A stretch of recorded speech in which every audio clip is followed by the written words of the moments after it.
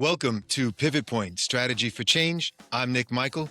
There are moments in life that don't look like moments. No announcement, no dramatic confrontation, no visible threshold that anyone else in the room would recognize as significant. Just a feeling, a pause after a conversation ends, a shift in someone's tone, a message that reads shorter than usual, a look that crosses someone's face for only a second. And your mind is already working to decide what it means about you. And within seconds, something begins to happen internally that most people never stop to examine. Your thoughts speed up. Your body tightens. You start reviewing what you said, how you said it, what you should have said differently. Not because you know you did something wrong, but because something feels off, and your nervous system has already quietly handed you the bill. That moment, that internal shift that nobody else sees is a pivot point. And if you miss it, nothing changes. If you catch it, something can. I've been a therapist in practice for over 30 years. I work with people every day, adolescents, adults, families, and I have sat across from some of the most self-aware, emotionally intelligent, genuinely well-intentioned people you will ever meet. People who work hard, who care deeply, who try to do right by the people around them. And some of the most exhausting psychological patterns I see in a clinical office, in a school setting, and honestly, in life, don't come from people who are careless. They come from people who care too much in a direction that isn't actually accurate.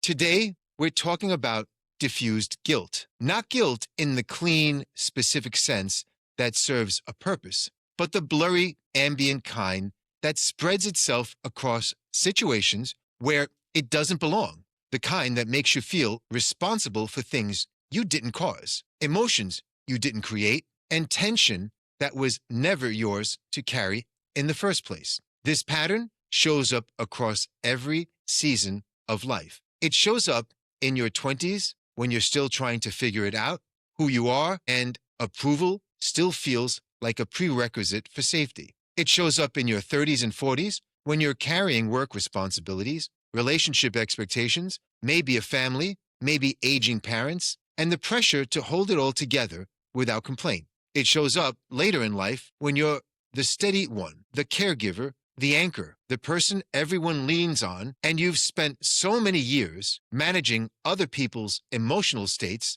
that you've stopped noticing how much of it was never actually yours. I've seen it in students sitting across from me at school who apologize before they've even finished a sentence. I've seen it in adults in practice who have spent decades quietly shrinking themselves to keep the peace. And I've seen it in myself, in the moments where I felt the pull to over-explain, over-accommodate, or fix something that I had no real part in breaking. Different stages of life, different settings, same pattern. And the cost is quiet but significant, because when guilt becomes diffused, responsibility becomes distorted. And when responsibility becomes distorted, people stop making choices based on what is actually right and start making choices based on how to prevent the next uncomfortable moment.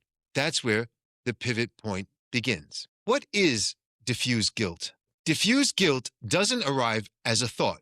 It arrives as a signal. You don't sit down and think, I am now experiencing diffuse guilt. You feel something first, a tightness in the chest after saying no to someone, a pit in the stomach when someone seems disappointed, an almost magnetic pull to follow up a perfectly reasonable statement with an apology, a loop in the mind trying to locate the error before anyone else points it out. And then the story forms around the signal. Maybe I upset them. Maybe I handled that wrong. Maybe I came across too direct. Maybe I should send another message and smooth this over. Now here's where Gestalt therapy gives us something important. One of the foundational ideas in Gestalt work, and something I trained deeply in with Irv and Miriam Polster, is the concept of awareness. The idea that clarity doesn't come from figuring out the right answer intellectually. It comes from learning to notice what is actually happening in you right now. Most people, when that guilt feeling shows up, don't pause to examine it. They react to it. They obey it. They let it make decisions. The pivot point begins with noticing the signal before obeying it. There's a meaningful distinction worth making here because people often collapse these two things into one. Healthy guilt is specific. It says, I did something that violated my values. I caused harm I need to address. I was dishonest, unkind, or careless in a way that matters. That kind of guilt is useful. It protects relationships. It holds people accountable. It points toward something real. Diffuse guilt is different. Diffused guilt says, something feels uncomfortable. Therefore, it must be me. There is no specific violation. There is no clear evidence. There is only an emotional atmosphere that the mind has already started translating into self-blame. One is connected to evidence. The other is connected to sensation. And when people confuse the two, they spend enormous amounts of energy repairing things that were never actually broken, at least not by them. I want to make this concrete because diffused guilt doesn't have a single face. It wears many. If you're a student or early in your career, it might look like this. Your supervisor sends a short email. No warmth, no context, just direct. And your nervous system activates before you've even finished reading it. You're already scanning backward through the week, trying to locate the mistake you haven't even been told you made. You spend the next hour distracted, anxious, preparing a defense for a conversation that may never happen. If you're in a relationship, diffuse guilt shows up in silence. The person you care about pulls back slightly. They're quieter, a little less responsive. And instead of letting that be what it is, maybe they're tired. Maybe they're distracted. Maybe they just had a hard day. Your mind turns inward immediately. What did I do? What did I miss? How do I fix this? If you're a parent, it can take on a different weight entirely. Your child is struggling. They're upset, acting out, pulling away from you. And instead of holding space for their experience as something separate from yours, you absorb it. If they're not okay, something I did caused it. That's not parenting. That's over-responsibility dressed up as love. And if you're a caregiver caring for an aging parent, holding a family together through illness or transition, diffuse guilt goes even deeper. Because the losses are real. The grief is real. The responsibility is real. But somewhere in all of that reality, a particular kind of guilt attaches itself that says, if I had done more, been there more, given more, this wouldn't be as hard. That is one of the most painful expressions of diffuse guilt I encounter. And it deserves to be named clearly because it is not the truth. Different lives, different contexts, the same quiet internal mechanism taking credit for things it did not cause. Let me walk you through a specific moment because this is where the pivot point lives. Imagine you finally say something healthy, something clear and direct that you've been avoiding for weeks. You tell your manager, I can't take on another project this week. My capacity is full. A completely reasonable statement, a healthy one. And for a moment, you feel okay about it. Then your manager pauses for 2 seconds and says, okay, just that. Okay. And within minutes, your nervous system is activated. You're replaying your tone. You're analyzing the 2-second pause. You're wondering whether you came across as a team player or a problem. You're drafting a mental follow-up that softens what you said.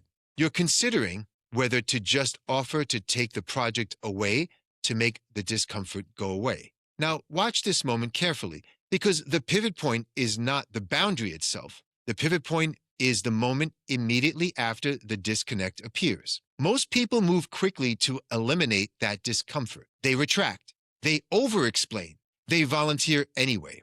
They collapse the boundary and call it being flexible. Not because the boundary was wrong, because the sensation of possible disapproval felt threatening. But awareness creates space. And that space changes what comes next. Instead of reacting automatically, you pause long enough to ask a different question. Not how do I make this better, but what is actually mine here? Did I communicate respectfully? Yes. Did I state something true about my capacity? Yes. Did I violate my values or cause harm to anyone? No. Then the remaining discomfort, the awkwardness, the uncertainty, the 2-second pause may simply belong to the situation itself or to the other person's response, not to your wrongdoing. And that distinction changes everything. The relational pattern I see in therapy, I see this all the time. And I want to be direct about it. Many people who develop diffuse guilt learned something early. They learned that other people's emotions are indicators of their performance. They learned that when someone is unhappy, it means something about them. They learned that approval created safety and disapproval was something to be managed and prevented.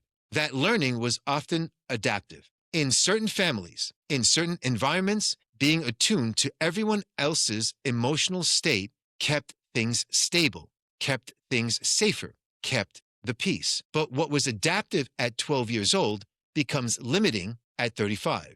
Because now you're making decisions not based on what is right or healthy or aligned with your values, but based on what will minimize the emotional friction around you. That's not freedom. That's emotional threat management. And it's exhausting because carrying the emotional states of everyone around you is psychologically expensive. It costs you attention. It costs you clarity. It costs you the ability to accurately assess situations because your nervous system has already submitted the verdict before the evidence is even in. One of the most significant shifts a person can make, and I have watched people make this shift in clinical work over months and years, is arriving at this understanding. Someone else's discomfort does not automatically mean I did something wrong. That sounds simple. It is not easy. Because when someone you care about is uncomfortable and your nervous system has been trained to treat that as information about your performance, pausing long enough to question that wiring takes real effort, real awareness, real practice. But it is possible, and when it begins to happen, the change is not subtle. So what does the pivot actually look like in practice? It looks small. It almost looks small. You feel the urge to over-apologize, a reasonable statement, and you don't. You feel the pull to over-explain yourself after one clear sentence, and you stop. You feel someone's disappointment in the room, and you allow it to exist without rushing to erase it. You feel that familiar loop starting. Did I do something wrong? Should I fix this? Should I reach out? And instead of following it automatically, you pause long enough to ask, what specifically did I actually do that was wrong? And if the honest answer is nothing, you let that answer stand. That's the pivot, not a dramatic life decision, not a transformation that anyone else sees from the outside. Just a moment of recognition followed by a different choice. But here's what starts to happen when those moments accumulate. Your sense of responsibility gets cleaner, more accurate. You still take genuine ownership when it belongs to you.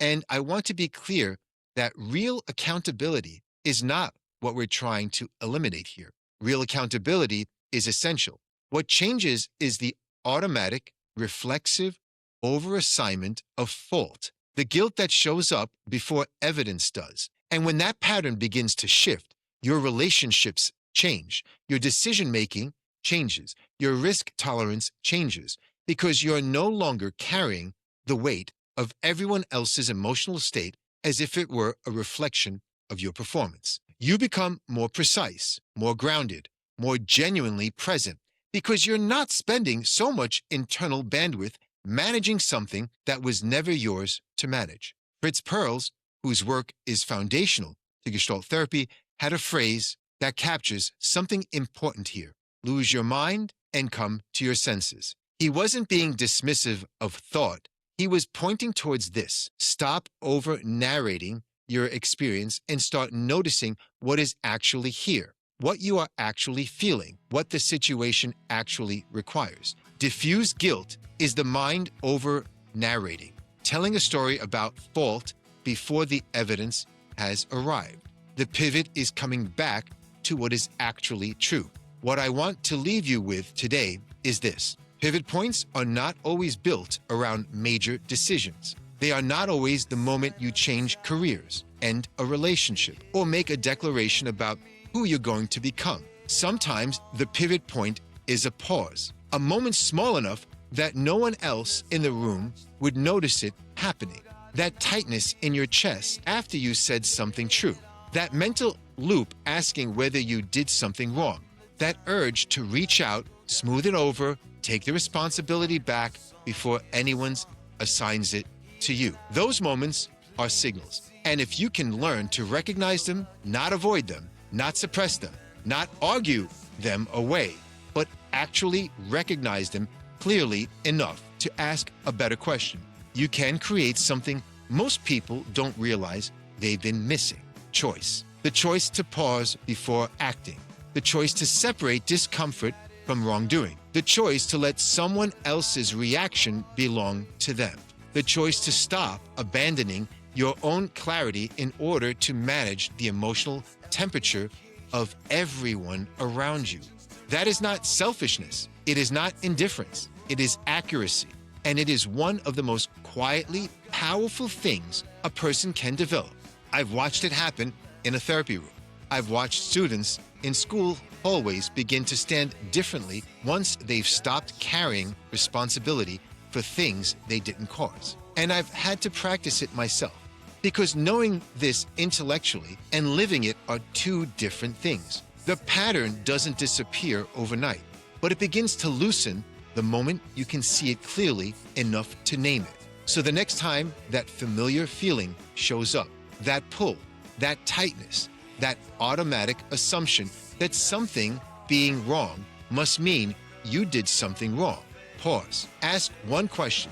What is actually mine here? Not everything, not reflexively, actually. Because that question, that moment of genuine examination, is not just a therapy concept. It's a decision. And every time you make it, you move slightly closer to a version of yourself that is not driven by the fear of someone else's discomfort. That's the clarity. That's the freedom that begins in the smallest possible moment. And that recognition, that pause, that question, that honest answer, that is your pivot point. Thank you for joining me here on Pivot Point Strategy for Change. I'm Nik Michael. Until next time, keep moving forward, one insight, one direction, and one moment of awareness at a time. I leave you with one question. Think about it. What is your pivot point? What's your pivot point?